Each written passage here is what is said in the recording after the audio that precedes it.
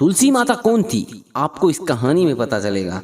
तुलसी पूर्व जन्म में एक लड़की थी जिसका नाम वृंदा था। राक्षस कुल में उसका जन्म हुआ था। बचपन से ही भगवान विष्णु की भक्त थी। बड़े ही प्रेम से भगवान की सेवा पूजा किया करती थी। जब वह बड़ी हुई तो उनका विवाह राक्षस कुल में दानवराज जलंधर से कर दिया गया। जलंधर समुद्र से उत्पन्न हुए थे। वृंदा बड़ी ही पतिव्रता स्त्री थी, सदा अपने पति की सेवा किया करती थी। एक बार देवताओं और दानवों में युद्ध हुआ। जब जलंधर युद्ध में जाने लगे तो वृंदा ने कहा, स्वामी आप युद्ध पर जा रहे हैं, आप जब तक युद्ध में रहेंगे मैं पूजा पाठ में बैठकर आपकी जीत के लिए अनुष्ठान करती रहूंगी, और जब तक आप वापस नहीं आ जाते मैं अपना संकल्प नहीं छोड़ूंगी। जलंधर तो युद्ध में चले गए और वृंदा व्रत का संकल्प लेकर पूजा में बैठ जाती है। उनके व्रत के प्रभाव से देवता भी जलंधर को ना जीत सके। सारे देवता जब हारने लगे तो विष्णु जी के पास गए। सबने भगवान से प्रार्थना की तो भगवान कहने लगे, वृंदा मेरी परम भक्त है, मैं उसके साथ छल नहीं कर सकता। फिर देवता बोले, भगवान दूसरा कोई उपाय भी तो नहीं है, अब आप ही हमारी मदद कर सकते। तब भगवान ने जलंधर का ही रूप लिया और वृंदा के महल पहुंच गए।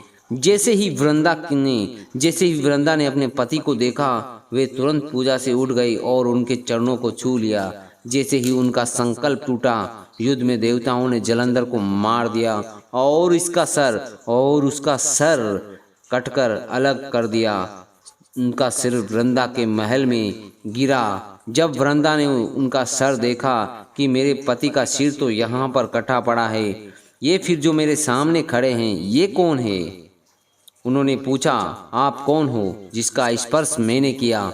तब भगवान अपने रूप में आ जाते हैं और वे कुछ ना बोल सके वृंदा के सामने। वृंदा सारी बात समझ गई थी और उसने भगवान को श्राप दे दिया कि आप पत्थर के हो जाओ, और भगवान तुरंत पत्थर के हो जाते हैं। सभी देवता हाहाकार करने लगते हैं। लक्ष्मी माता भी रोने लगती है और प्रार्थना करने लगती है। अब वृंदा जी ने भगवान को वापस वैसा ही कर दिया जैसे भगवान पहले थे। अपने पति का सिर लेकर वे सती हो जाती है। उनकी राख से एक पौधा निकलता है। तब भगवान विष्णु ने कहा, आज से इसका नाम तुलसी है और मेरा एक रूप इस पत्थर के रूप में रहेगा, जिसे शालिग्राम के नाम से तुलसी जी के साथ पूजा जाएगा, और मैं बिना तुलसी जी के भोग स्वीकार नहीं करूँगा। तब से तुलसी जी की पूजा सभी करने लगते हैं और तुलसी जी का विवाह शालिग्राम के साथ कार्तिक मास में किया जाता है।